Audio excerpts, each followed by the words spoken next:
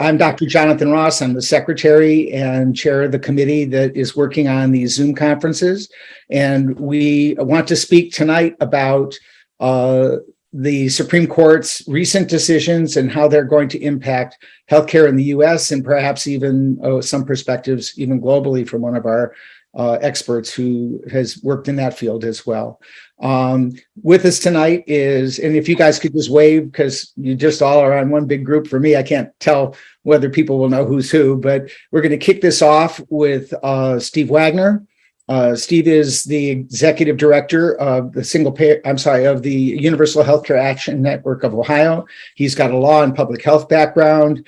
And what we're hoping to do here is to have him talk with us first about the trials and tribulations of the ACA with regard to the Supreme Court. And then he wants to speak a little bit about the latest action around health reform that occurred within the Inflation Reduction Act that just was passed. Steve, do you want to go ahead and kick it off? John teed this part of it off already. Just to be clear, UCAN Ohio's mission is to achieve high quality, affordable health care for all Ohioans by promoting anti-racism and ensuring that marginalized communities are heard. We are very much about helping to bring the people's voices that are impacted, marginalized, minoritized, to policymakers so that better decisions can be made. So I'm sorry, I need to move this control bar a little. And so, wow, since the ACA, there's been at least 2,000 times that the ACA has been challenged in court in at different levels, and of course, some of that's reached the Supreme Court, and I'll touch on that. Because of the most recent case, I am going to go back a little bit in time to kind of highlight some of the previous cases, just so you're aware of some of what's happened. Oops, I skipped through. So 2012 was a pretty significant case, oftentimes referred to simply as NFIB versus Sebelius. Secretary Sebelius, at that time HHS secretary. This was the case that first said that much of the ACA was constitutional, so that this individual mandate was a constitutional authority of Congress's taxing power. That'll be important, but that's why they believe the ACA was constitutional. That's part of this overall theme later on about why there might other challenges to the ACA. The bad part of this decision, in terms of policy, was that the decision was made that states couldn't be forced to expand Medicaid. So that's where there were 26 states that joined. They didn't want to expand Medicaid at that time. The penalty was that if you didn't expand Medicaid, you'd lose your share of funding from the federal government. And the Supreme Court said, no, you can't do that. It can be optional, and therefore the states that decide to do it can expand, and that whole process in terms of an enhanced reimbursement rate can occur, but you can't force a state to do so. And fortunately, we only have a handful of states that have still failed to provide coverage to those needy individuals that could qualify under an expanded Medicaid. In King versus Burwell, this was taking a look at the fact that some states chose to operate their own exchange, but other states like Ohio decided, well, we prefer the federal government help operate that for us. And somebody said, well, wait, the language says that this has to do with states operating an exchange. It can't be legal if the Fed is doing it for the states. Supreme Court said, no, that's okay. And that would completely oppose the intent of the law if that kind of argument was allowed to stand. The most recent case that we saw in the Supreme Court brings up again this whole issue of that the legality of the marketplace in the ACA stood upon this whole ability for the Congress to exercise its taxing authority. So you remember, during the Trump administration, Congress's attempt to do away with the ACA, Senator McCain's famous no vote, but in the end, they were able to pass an elimination of the actual tax penalty. So that basically set it back to zero. They were able to do that in reconciliation, which only requires 51 votes in the Senate, because it had to do with the taxing authority. They couldn't get rid of the whole of the ACA with 51 votes because for things that are policy, you need 60 votes in the Senate. So in the end, the court decided this based not on whether or not this was constitutional or not, but basically said, look, nobody's hurt by having a zero penalty levied against them. None of the individuals that have sued here have in any way been harmed. Therefore, you don't have standing to bring suit. They didn't actually decide whether or not there was any problem with constitutionality here. I do want to bring up 3 additional cases before I move on to a case that may move its way all the way to the Supreme Court. These are the cases having to do with contraceptives and the preventive health benefits. So what happened in Little Sisters of the Poor is that it became this ability for these nonprofits, these religious, what would be considered religious organizations, or those to have in this case, religious nonprofits, to basically say that they're accepted from certain of the rules. This came up further in Hobby Lobby, where again there was this religious exception, and then again in Zubik versus Burwell, again religious nonprofits. It's important to note that throughout this has been these organizations that are identifying as being owned or nonprofit. They're not these publicly traded companies. That they're able to get around some of these requirements of the ACA because of religious exceptions. And in this case, it was about contraceptive coverage again. This is important, actually, Little Sisters of the Poor, and not worth, since I already mentioned that. This is important because the case that I think might make it again to the Supreme Court, which was heard by Justice Reed O'Connor, who he was the one who had heard the Texas v. California case in 2021 that the Supreme Court ruled on. He is again ruled to basically invalidate the ACA's preventive health coverage. There is also a significant relationship between this current plaintiff and the plaintiffs in that past case as well. It's important to note that the way in which we have many of these preventive health requirements is they occur through 3 committees, either ACIP, the Advisory Committee on Immunization Practices, the Preventive Services Task Force, or HRSA itself. In this case, Judge O'Connor, so the argument was that normally if you're going to make, Congress can't delegate certain things out of the way in which there's balances of power between Congress and the executive branch. And that that when they do move that out, the executive branch has to do its duty.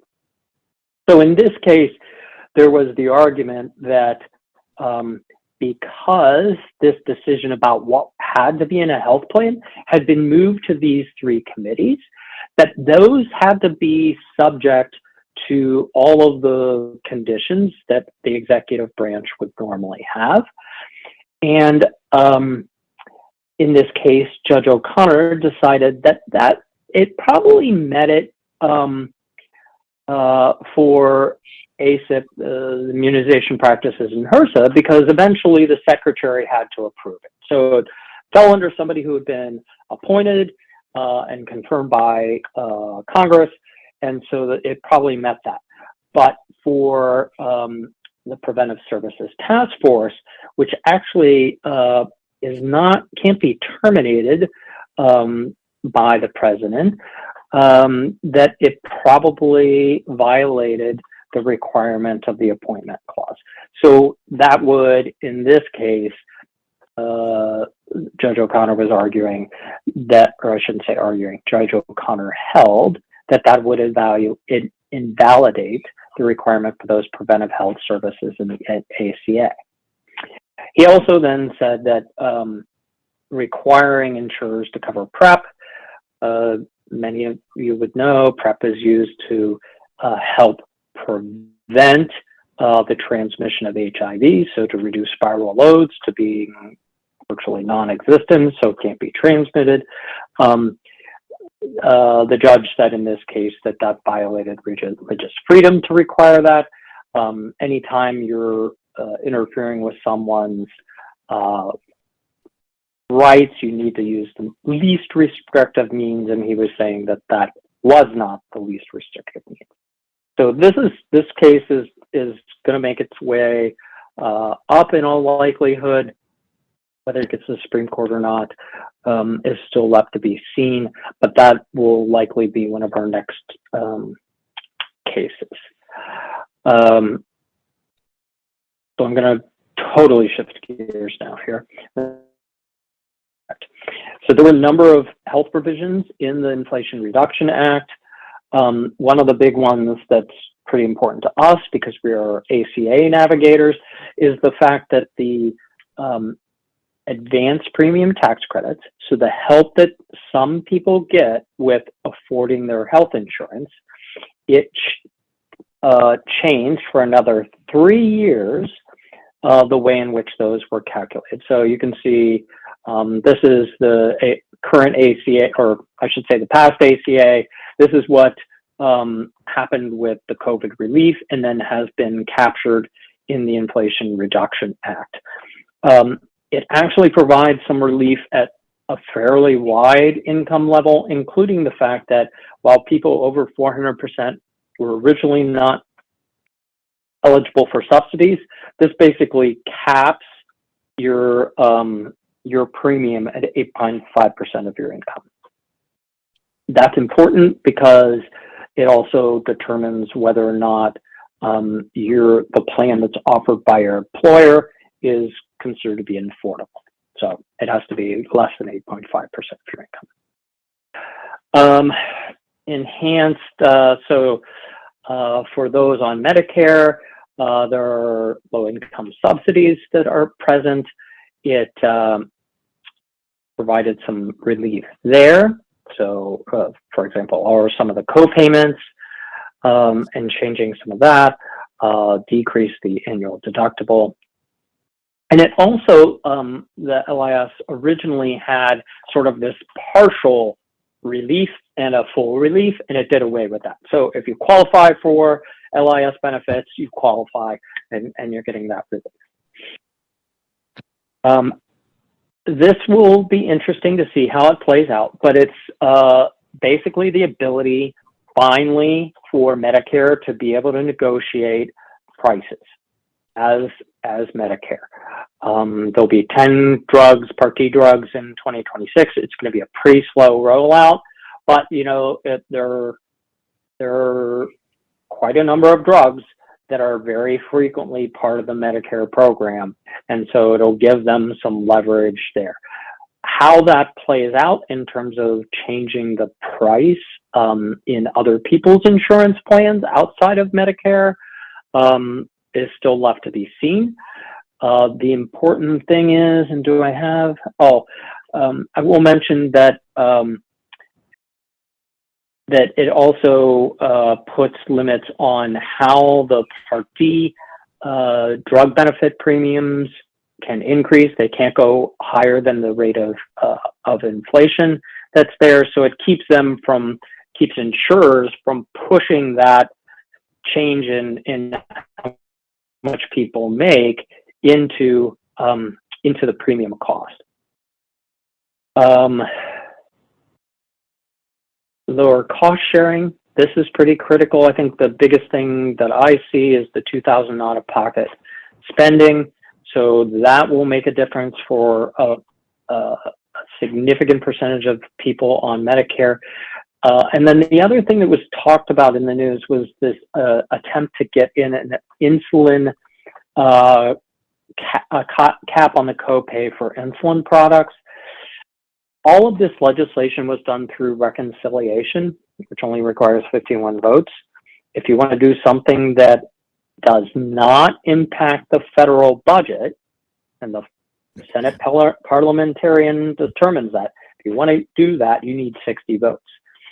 They weren't able to get 60 votes to have this insulin copay apply outside of government healthcare spending, Medicare.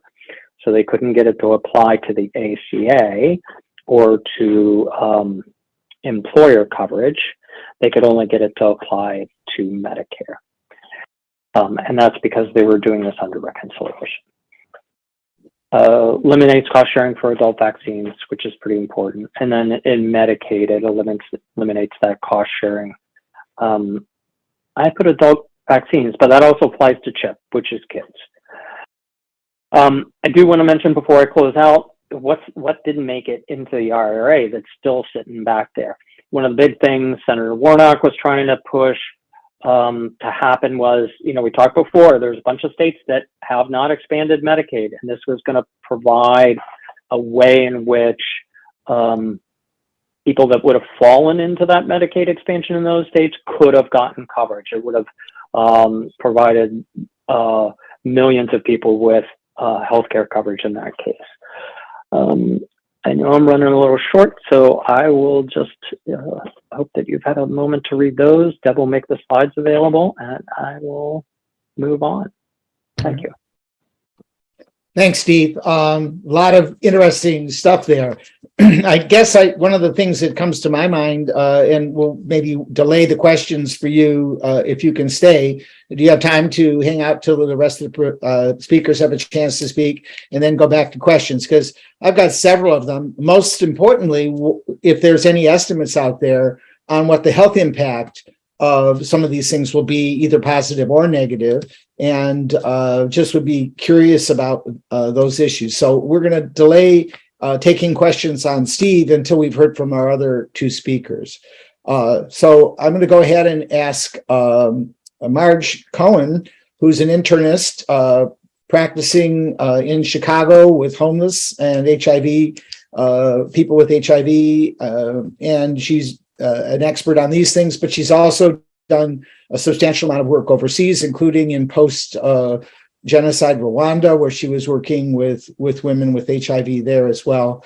And we're going to ask her to speak on what the impact of the Dobbs decision would be on our health, and will that resonate into bigger issues. So Mardge, why don't you go ahead?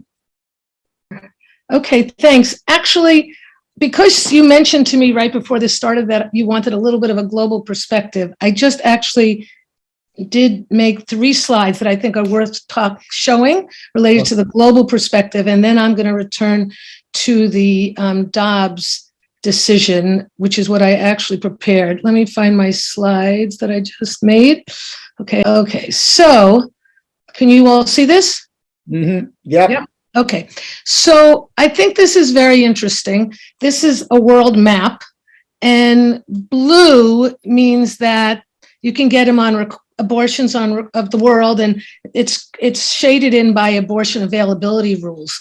And the blue, which is the majority, kind of almost a little bit more than half, shows like it's very, very available, and it's basically on request.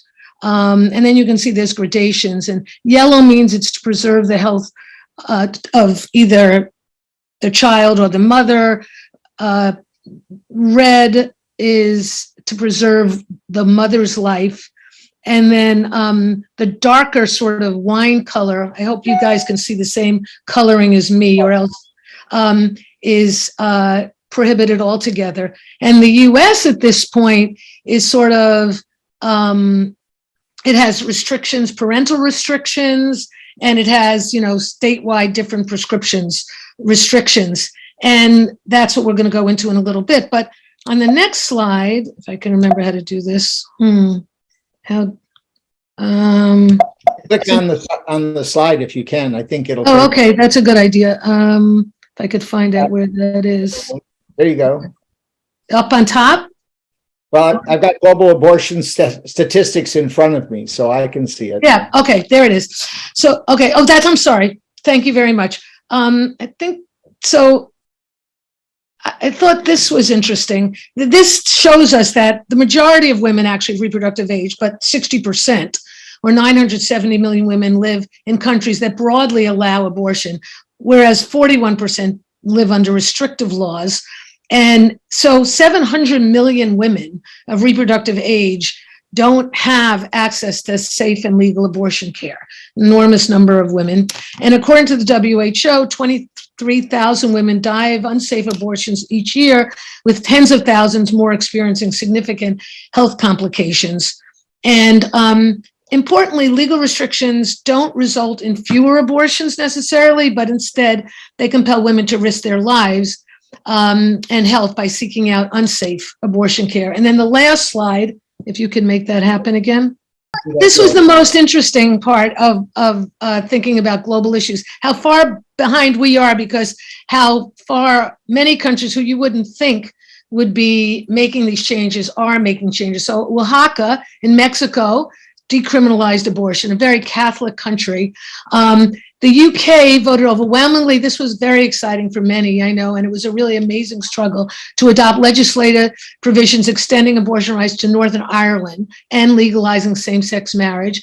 Kenya holding abortion lawful on both physical and mental health grounds. Iceland to have one of England's most abortion laws, permitting abortion to 22 weeks. North Macedonia removed regressive barriers to abortion. And South Korea, which, I mean, when you think of the countries that, holds laws, restrictive abortion laws, unconstitutional. So the world seems to be doing better than us, actually, at this point. So I'm going to stop sharing and just talk about what I was going to talk about. And thank you for having me. I think of the overturning of Roe in June as a national tragedy that was really decades in the making. It was a very well orchestrated frontal assault to deny women control of their bodies. It was followed by Senator Graham's, federal legislation recently introduced to prohibit abortion after 15 weeks of pregnancy nationwide. And if a physician violates that law, they could face up to 5 years in prison. Although this is probably an election year ploy to make Republicans toe the line, we still have to think of this challenge as very important and reframe the issue so that we need to understand it in a different way, and so that we could actually succeed to become a country that actually does the right thing. The U.S. is only, so I think the way of framing it is the reproductive justice agenda. Reproductive justice is defined as the human right to maintain personal bodily autonomy, the right to have children or not to have children, and to parent children we have in safe and sustainable communities. And a group of African-American women defined reproductive justice in Chicago in 1994. And this combination of reproductive rights and social justice prioritizes access instead of choice and general health and community well-being, and not just abortion. So I think the way to think about this attack in the context of reproductive justice is in 4 areas. 1, the attack on women's autonomy, health, and well-being. 2, stopping the criminalization of pregnancy, which is fostered by the current laws and changes in the Supreme Court decision. 3, thinking about the impact on gay and trans health rights. And 4, how it limits democracy for all of us. So first, on the attack on women's autonomy and health. Clearly, women should not be forced to get pregnant or continue unwanted pregnancies. Women should control their own bodies and be supported to make their own decisions related to contraception and pregnancy. And 2/3 of states will soon have laws prohibiting abortion or not providing legal protection for those who seek or provide abortions. 36% of U.S. women between 15 and 44 will be largely unable to obtain an elective abortion in the state that they live. Nationwide, it's estimated that abortion rates will fall by about 13%. So access to safe and affordable abortion care can also not only affect one's health, but it improves economic, social outcomes as well as health outcomes. It's not a coincidence that the same states that made it harder for women to access abortion in legal ways prior to Dobbs are the ones that are most likely to have other policies in place supporting women's economic security. For example, women living in states where abortion is far less likely to be don't have access to government safety net programs to aid their economic well-being. They don't have refundable earned income tax credit. They don't have child tax credits. There's not expanded Medicaid. They don't have high-quality childcare or universal pre-kindergarten. Similarly, none of those states restricting abortion currently offer paid family and medical leave, and only 1 offers paid sick time. Conversely, we know that eliminating abortion restrictions would increase labor force participation for women and earnings. They could even impact the gender wage gap. Lots of research over decades has shown that abortion increases women's labor force participation by allowing them to control when and whether they have children. And the effect is most pronounced for Black women and teenagers because they're more likely to seek abortion care due to the ways systemic racism creates barriers to accessing health care, such as contraception. And access to abortion care, therefore, is a critical tool toward ensuring young women and Black women to have autonomy over education and career pathways. Clearly, abortion is related to further educational credentials, and that's a key driver for upper economic mobility. So reproductive justice is essential for women to be able to pursue well-paying career pathways. Forced pregnancies will lead to a generation of children and families that are coerced into poverty due to the lack of abortion access. And economic impacts, alongside with the impact on health and well-being of the lack of a care infrastructure and abortion bans, will really be devastating. And of course, these continually to differentially impact Black and working class and poor communities. And I think it's important to understand the restrictions in the context of our inequitable healthcare system, which is why we need a single payer system, and a very high national maternal mortality rate. So Black maternal mortality is very high, with Black women 3 times more likely to die than white women. For Black women, being pregnant is much more dangerous than having an abortion. There are also restrictions for incarcerated people with unwanted pregnancies who won't have access. It'll be much more difficult, and needed abortion services may not be available at the time that states require them to be available. And clearly, and I'm sure the next speaker will talk more about this, efforts to ban mail order abortion medication access is underway, even though access to FDA-approved medications could, in many cases, allow women to manage their own abortions without any restrictions. 2, turning to criminalization of pregnancy. For decades, pregnant people across America have been subjected to criminalization and deprivation of liberty on the basis of pregnancy or pregnancy outcomes. Women have been targeted by police, prosecutors, healthcare providers, child welfare workers, judges, who sought to deprive them of their constitutional rights in the name of fetal personhood. And there have been many cases of this since 1973 Roe ruling through 2020. There were 1,700 instances across the country in which women were arrested, prosecuted, convicted, detained, or forced to undergo medical interventions because of their pregnancy status or outcomes. And most of those cases were in the more recent era, in the last 15 years, not in the beginning. And without the protections granted by Roe, which were never enough, this criminalization will only increase. And the women subjected to pregnancy-based actions are overwhelmingly low income and disproportionately Black and brown. Pregnant or postpartum women have faced criminal charges for experiencing miscarriages and stillbirths, for having abortions, for having a healthy birth after engaging in behavior perceived as endangering their pregnancies. So pregnant people of color who use drugs are disproportionately impacted, despite the fact that Black and white pregnant women use drugs at approximately the same rate in the US. And the more power states have to pursue these types of cases, the more dire the situation will probably become. Looking at gay trans rights and the Dobbs decision, basically, I think lesbian, gay, bisexual, trans, and queer community is quite alarmed that their rights are in jeopardy now that there's the overturning of the federal constitutional abortion protection, because the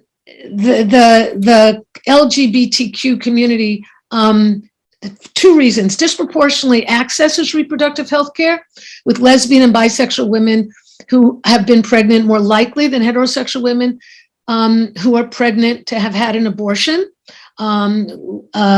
Lesbian women report that they seek abortion more often because of physical abuse from the person who got them pregnant, and that those were significantly more likely the result of a forced sexual encounter than for heterosexual women. Trans people have become pregnant, 1/3 consider trying to end the pregnancy themselves without clinical supervision. 1 out of 5 actually went through with the attempt. And factors that have led transgender people to end their pregnancies include fear of intimate partner violence and discrimination based on provider opinion on abortion or the patient's gender identity. And finally, the right to privacy guaranteed by the 14th Amendment due process clause is the foundation of abortion rights, but it's also the bedrock for the legislation and judicial rulings for same-sex sexual intimacy and same-sex marriage. So the Supreme Court ruled in Dobbs versus Jackson that the 14th Amendment's due process protection of liberty does not include a federal right to abortion. And that obviously could have impact on what it means for gay people in terms of marriages and whoever they want to love. There's also an important issue of increasing anti-trans legislation across the country. And while most of the 240 anti-LGBTQ bills introduced so far this year propose restrictions on the lives of transgender children in medical and educational settings, but really part of a growing wave of anti-LGBTQ legislation overall.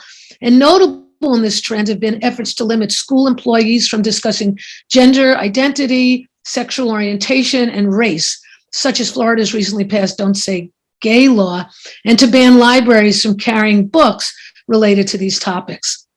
So I think the implications of the impact of this decision are great. And finally, lastly, number 4, for us to think about it as an attack on all of our democracy. The UN High Commissioner for Human Rights has said that the Dobbs decision takes away bodily autonomy for millions of women, in particular those with low incomes and those belonging to racial and ethnic minorities, as we've said so far. But that's to the detriment of their fundamental rights. After all, it's a ruling that permits forced births, limits the healthcare of people who can become pregnant, paves the way for criminalization of people who have miscarriages, and burdens rather than protects vulnerable minority people. And on these counts, it weakens the principles for all of us of a free and democratic society. I think the pretext for caring for people are laid bare as the same states that have increased abortion restrictions and reduced life-saving economic resources also have increased voting suppression. So we need to respond loudly and vigorously as our democracy is threatened by those who maintain power by oppressing women. And I can't this week not say that we should be inspired by the women of Iran to stand firm and fight for control of our bodies against a theocratic authoritarianism, which is similarly on the rise in our own country. Thank you. Thanks, Marge. That was super. Brought up a whole bunch of things that I'm sure are going to stimulate questions. Yeah. You know, I know you, although you have cared for women and have been involved in the care of women forever, you've, for the most part, I'm guessing as an internist, you didn't have to manage the pregnancy part of it. And our next speaker has to look patients in the eyes all the time, dealing with what are very complicated situations. So I'm going to ask May Winchester, who's a maternal fetal medicine specialist, to go ahead and talk with us. She is representing Physicians for Reproductive Rights. And there's a branch of that here in Ohio. When the Dobbs decision came down, they were looking for signatures in support of Roe. You know, I know that they're going to be fighting on behalf of all women and all of us, in all honesty, given the context that Mardge just put it in, that it's our democracy to some extent and our human rights that are at stake here, not just what happens to an individual pregnant woman. So if you want to learn more about Physicians for Reproductive Rights, reproductive health care, you can go to their website. May is representing them tonight to talk with us about that, what I would say in the trenches sort of perspective.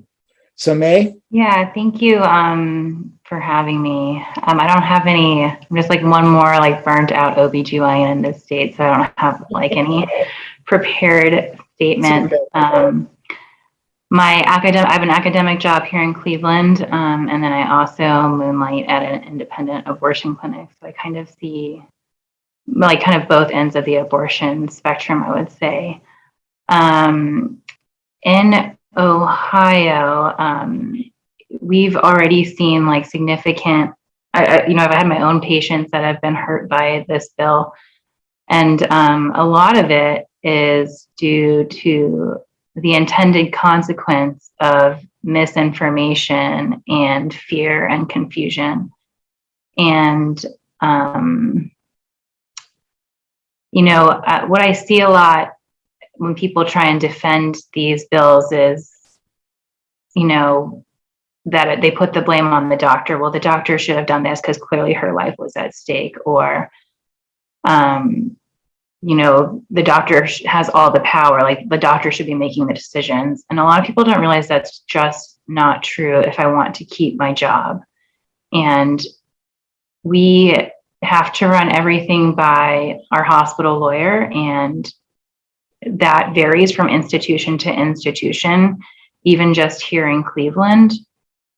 So the care a patient can get not only varies from state to state, but what hospital in what state you potentially go to and what the lawyers think is sick enough to warrant a procedure. And then on my other end, where I work in an abortion clinic where abortion is more protected by the state constitution, people drive 12 hours just to see me for pills that have the safety profile of that they should be sold in a vending machine. We know, I think Mardge probably referenced this, but the Turnaway study is a large study that was done looking at the consequences of patients that were not able to receive an abortion. And if, the study is like long, but there's like good 1 and 2 page summaries that you can find online. But as Mardge said, there are significant financial and societal costs to not having that autonomy over your own body. And for us in Ohio, what we see is also a significant healthcare burden on these patients as well. When, we deem that someone needs an abortion for medical reasons, but the hospital lawyers don't agree with us, there's a significant wait time involved in getting that patient the out-of-state care they need. And in the meantime, they could get devastatingly ill. There's confusion. We recently had a patient in the emergency room who was miscarrying, and she didn't know she was pregnant because she had an IUD, and she was essentially left alone hemorrhaging in the ED because our ED staff was unfamiliar with the law. And I think sometimes like the individual patient suffering gets lost among all of it. But sometimes I think the saddest part is that like I don't really see a very clear way out of it, but I know we'll hopefully get there one day. That's all I have. All right. For now. Thank you, May. I can tell that just, listening to how you're talking about this, about there's not just pain in this for the patients and not just pain in it for the families and difficulties and fear there, but now we've got doctors who feel like they're under the gun. Will they lose their license? Will they not be able to practice specialty that they've learned? I mean, these are all kind of horrible situations for physicians to be in. And, we've kind of gotten calluses on the places where the insurance companies are beating up on us about this stuff, playing Mother May I about what we could do. But at least I didn't have to consult, an attorney every time I made a medical decision. To me, this is a horrific situation for physicians and for patients to be in, and obviously a very dangerous one too, for all parties concerned. So I'm going to go ahead and open it up for questions. And I don't know whether the chat is open. I think the chat is open. Looks like we've got 16 things there. NJ, have you been monitoring the chat? Do we have some questions we'd like to pump out to our panelists? In the meantime, I'll throw something out, that I think is a concern for me. Many times we've talked within Physicians for a National Health Program about under these sort of circumstances where we see this kind of injustice, what is the role of civil disobedience on the part of doctors and nurses? Is there a role for civil disobedience, and what would that look like? So I'm asking, we've got an attorney in Steve Wagner, and we've got two physicians who are activists. I don't know whether there's been any thoughts about that issue, but I think it's a very difficult thing. You don't want to separate yourself from patients who need you, and yet you can see the injustice needs to be stood against. And so how do we do that? How do we regularly make it clear to our patients and our communities that we see this injustice and that we do not want to participate in it? Thoughts from you, Mardge, or from you, May, or from Steve on the issue of civil disobedience with regard to? Yeah, I think there's been, I know one article already in the literature on this, which sort of put it out as something for people to consider. But I'm really struck by May's sincerity and sort of what you've experienced and what you're feeling, and sort of the exhaustion that you shared with us. And it's just so tragic. What we need in addition, I mean, we need lots of loud support, and whether that's civil disobedience, it might be, but it's not the kind of thing that an individual physician can do by themselves. That's what I've always sort of felt, but I'm definitely getting from May's what she shared with us tonight, which was really very important to share. It's very serious. I mean, that's what I try to put out, that it has a really tremendous effect. I mean, neither of us talked about the fact that with medical abortions, pills, that there won't be the deaths that we saw probably, but there'll be some incredible hardships and some horrible close to, you talked about someone hemorrhaging and people didn't know what they were doing. So there is going to be an enormous amount of morbidity. But we don't want it to have to be that someone has to die or get arrested, doing the right thing to have this change. So I think there have to be a lot of concerted efforts. You can imagine that there can be,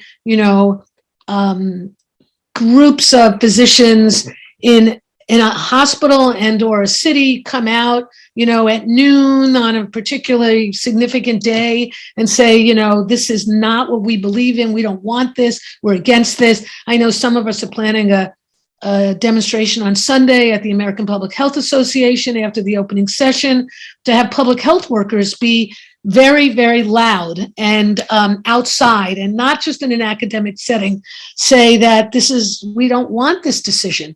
And we really want to envision and participate in a world that actually has reproductive justice.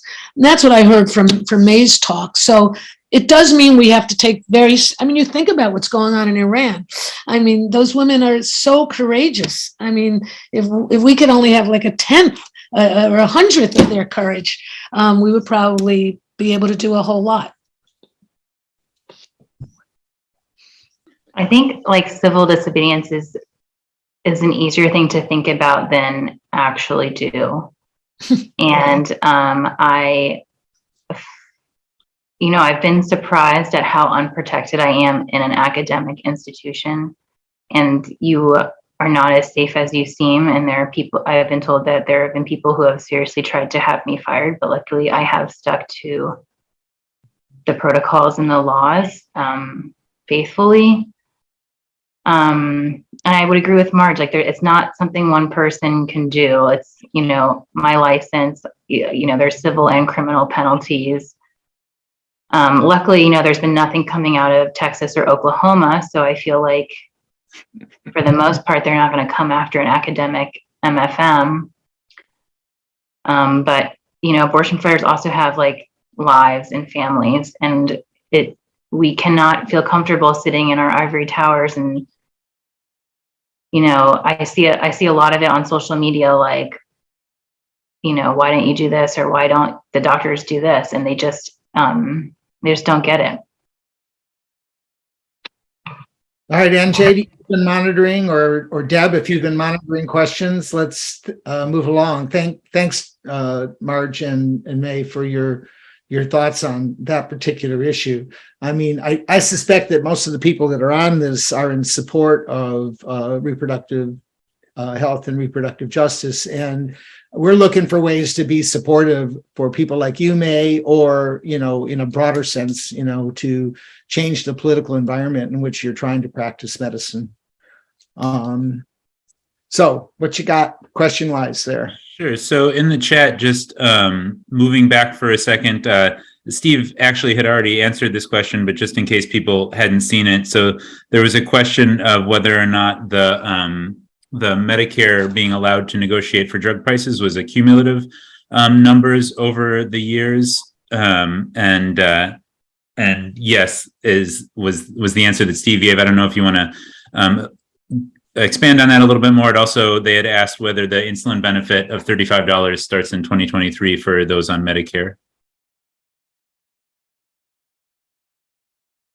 Sure. So yes, does start the insulin, the cap on the insulin copay does start in 2023 for Medicare. Yes, those numbers about the drugs that phase in become cumulative. So the 10 that are chosen in the first year are still subject to negotiation in the later years as additional drugs are added. And then I think there was another question that had to do with the drugs that could be added under Part B. Part B are drugs that are provided, actually administered by the provider in the office. So those are slightly different than, those are not drugs that you're going to the pharmacy to get. So, and they have to have been purchased by the provider and then administered in the office. So that's that distinction of the types of drugs that are going to be available for negotiation. Okay, thank you. Maybe I'll throw in a comment here on that issue. $2,000. I think I last read that they're less than a third of American families could handle an expense of $500, let alone $2,000. And we're talking about a vulnerable population of older people and probably sicker people, or they wouldn't be spending $2,000 on drugs. So that $2,000 maybe to rich Congress people and senators doesn't sound like much, but for a lower class, working class family, you're talking about a significant barrier again, and again forcing people to choose between food or housing or transportation and their medication. So although it's better than nothing, it feels to me like it's not all that generous in terms of that limit. And again, especially because if you're spending $2,000 on drugs, you're probably pretty sick. You're going to spend it again next year and the next year and the next year, right? This isn't a lifetime $2,000 limit. This is an annual $2,000 limit. So I suppose better some limit than no limit. One of our people had me to give a talk in Lima, Chris Elstro, and one person who was at that talk said they were spending thousands of dollars a month on medication to control an autoimmune problem. So, I'm just looking at this and recognizing that, it's some protection, but boy, it's really pretty inadequate in my mind. Although better something than nothing again, I would say, and we'll see how those negotiations go. One drug at a time, it's almost like water torture in some ways, and all the haggling that's going to occur around it. So next question, NJ. Yeah, next question we have Bill Davis. You can go ahead. Hi, I thought I'd ask Steve if you could tell us why there isn't some issue here, some kind of problem in the State House with legislators passing laws that appear to be attempting to practice medicine without a license, I'm sure. This is beyond me. Well, I don't think I can really address. Yes, the legislators, whether they are ill-informed about the practice of medicine, or even how reproduction works, some seem to be challenged in that way. But I would suggest that until we can address gerrymandering and until we can get the vote out there, that's unlikely to change in Ohio's legislature. Next up, I think we have a question from Michael Massey. Yeah, Massey. I had a question for Mardge and May, but I think May stepped away for a call. I just had a question for medical students, I guess, who are interested in reproductive health care advocacy. What would you how would you advise the next generation of physicians coming up to be an advocate on this issue without, I guess, jeopardizing their career, but actually making an impact?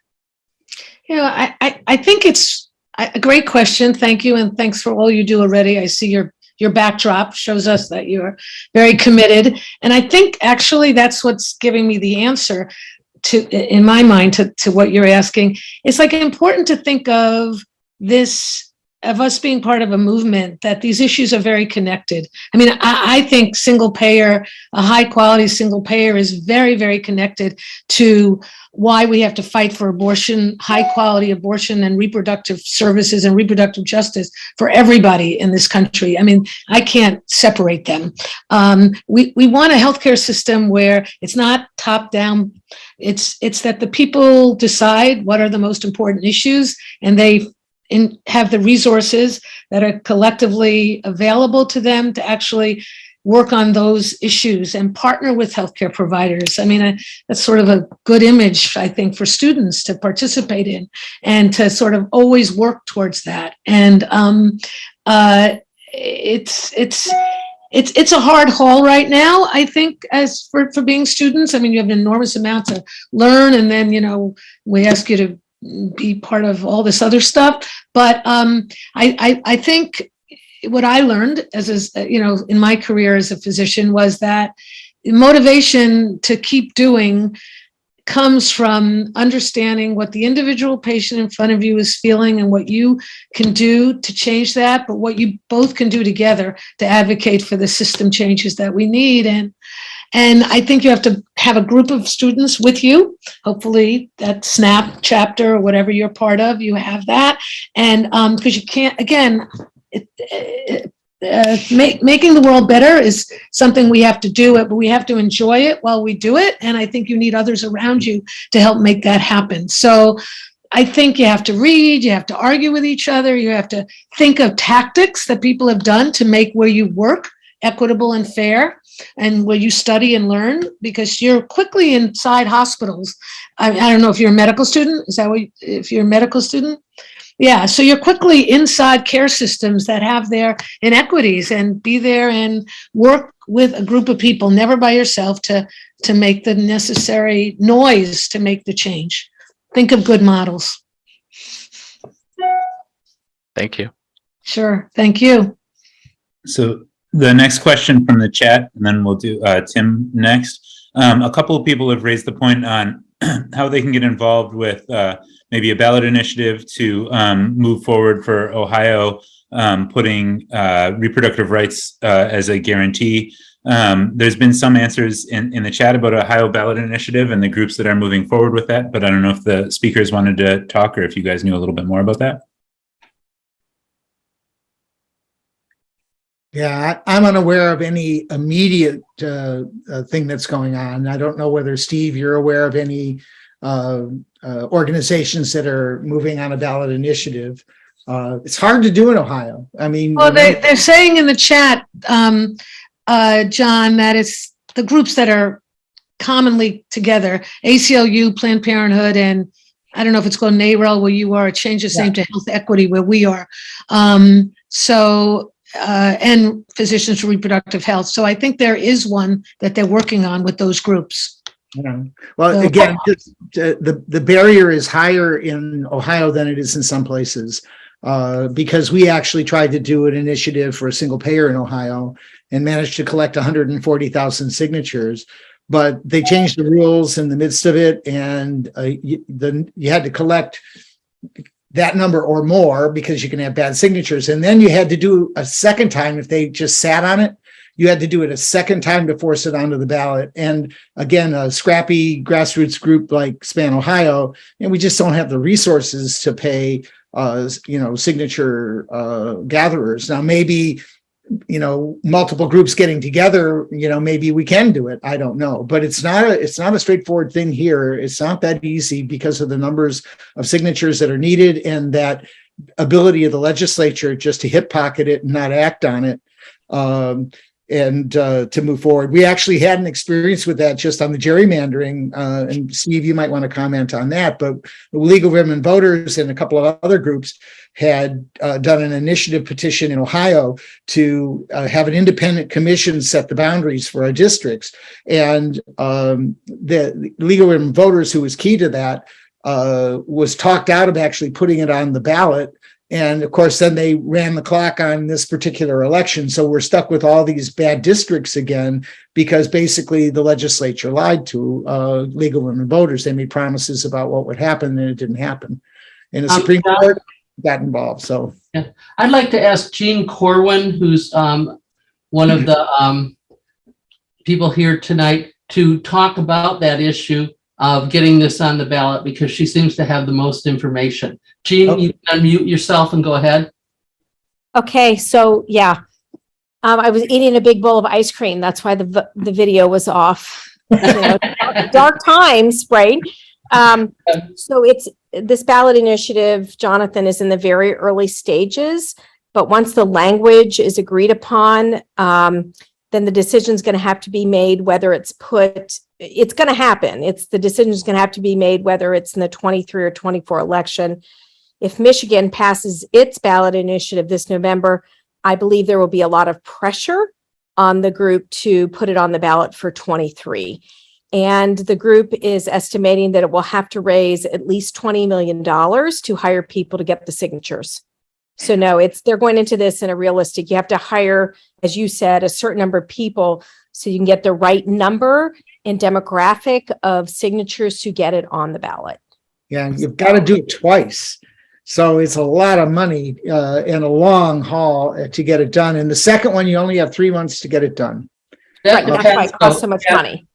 And that depends. If it's a constitutional amendment, you do it once, but you have to have more signatures to start out with. I think it's 5% from each county and, from at least half of the counties. If it's just a legislative issue and it's not meant to go into the Constitution, that's where you got the 2 rounds that are going there. Thanks. Yeah, no, this is constitutional, 1 round. Michigan got 750,000 signatures in the right amount of time, and they only needed 450,000. So this is going to be a bellwether, and we need to see what happens in Michigan this November. Okay. Thanks, Jean. All right, back to questions or hands up. So Tim, you had your hand up, but it went down. So I'm not sure if you still wanted to comment. My question was about the initiative, ballot initiative. So it's already being Great. Well, thank you. So somebody in the chat had said, could Mardge comment on the cause for reproductive justice allying with other groups fighting for medical autonomy, for example, medical right to refuse constitutional amendment? Which other groups? Wait, just let me understand the question. I think the question is, how do we bring together groups that are concerned about this? I think that's probably. Yeah, well, how do we build a movement out of these chunks and pieces that we have, right? How do we as SPAN Ohio or UCAN Ohio stand up with physicians for reproductive health and rights? Well, I think you start talking with each other and you start working together, or you plan a demonstration in support of people like May. I mean, I think, we connect how a single payer system or a rational, decent, not greed-driven healthcare system would take women's lives seriously. I mean, I think we all yearn for like a movement that is inclusive of all these issues that we care about. And we it's for young people to do more than some of us, I believe strongly, and we should follow their lead, but we have to really deal with the race issues and the class issues. And we have to be much more inclusive to build the kind of movement we all liked decades back, and hopefully we'll make the changes. I don't have any, I think you just have to keep at it is what I've learned. Keep at it and struggle to, learn information, phrase the in long sentences, not just quips, so that we actually understand what's causing the problems and fight as hard as we can to make change. But I think it's quite doable. But we're at a rough place right now. I mean, that's what this was an amazing discussion, especially because of the honesty, that May put forth. And we have to hone in on that and figure out a way to be really supportive and really strong, so that people stay at it, people feel loved, people feel cared for. I don't know. I think it's all of those things. I mean, certainly for me, being inside an unjust system, the one thing that has kept me from moral injury, I guess that's the new term that we talk about, where we physicians, feel like we can't do the right thing. It's always been the activism. And so the activism is kind of an antidote for that depression that we fall into when we look around and feel like we don't have control over doing the best thing for our patients or the best things for ourselves as physicians. So certainly you're right. It's going to take younger people than you and I, but I intend to run through the tape. I know you do, Mardge. We're going to run through the tape, guys. They're going to bury me with a single payer insignia on my casket, probably. But the fact is that it is what keeps you sane, is trying to do the best you can in solidarity with other groups, whether it's unions or church groups or whoever else will come to the fore to try and help us create a just healthcare system. So Any additional chats here, NJ? You looking? Go ahead. Yeah, you got something, Mardge, that you wanted to, or May? I don't know what you have more. I mean, May, I think probably. Don, did you have a question? I think Don had his hand up. No? No? All right. Okay. If you do, stick your hand up because we're probably beginning to dwindle here a bit. I would encourage May, we'll stay in contact. This group, I think, we're active all over the state, and I think you could probably count on our support. I suspect, given I'm on the board of UHCAN as well, that we probably could get UHCAN to stand up for this, for reproductive justice. And I think that we all have connections with other groups where we can speak publicly about this issue and what it's doing to our caregivers and what it's doing to our patients. So let's one last round here for anybody who wants to chime in or has anything more to say. I would just say that the chat has a lot of wonderful comments by people trying to do things to stay strong and participate in building that movement. So it's nice. Okay. You should probably save the chat so you would know who it is. If I knew how to do that, I would. No, but others do. So I'm sure we'll hang on to it. Okay. And we promise if there's some questions in there that haven't been addressed, May, would you be willing to handle a forwarded question, or you, Mardge, if we forwarded a question to your email to allow you to respond to them if we've missed anybody tonight? John? Yes, John, go ahead. Yes. John Rucknagel had his hand up. He's raising his hands. All right, Don, where are you? You want to ask a question? You are. So can you unmute yourself, Don? Go ahead. Is there an organization that facilitates women transporting to a state where they can get an abortion? May, did you want to handle that? Yeah, there are several. So, virtually any abortion fund group will help with that. But they just need money. Yeah. Because it's very, very expensive for all of this. And the further they have to travel, the more expensive it is. And in some places that travel is a heck of a long way. Yeah. So, our Good Ohio one is Abortion Fund of Ohio, Justice Fund. There's many out there and they all do excellent work.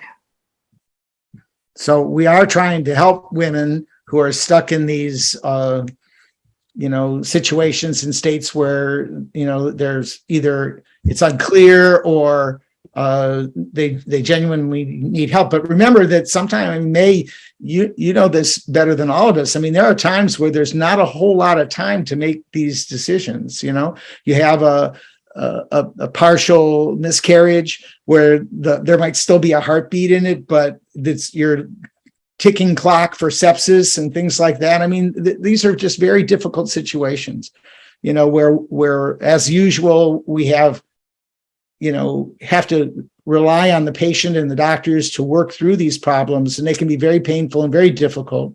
I know certainly that was my experience as a primary care internist, talking with women who were willing to discuss the need for an abortion with me. And I can tell you that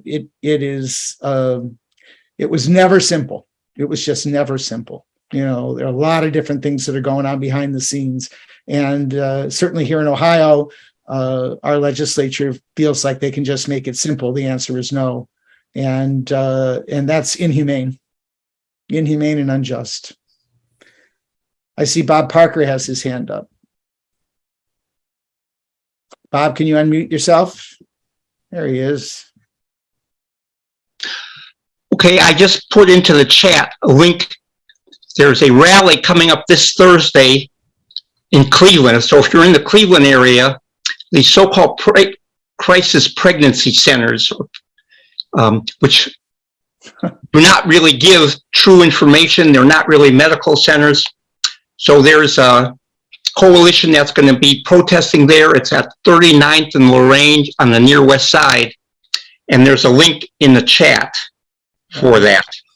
Thanks, Bob. Yeah, those, they make it sound like they're there to help, and what they're really there to do is to seal people off from seeking reproductive care.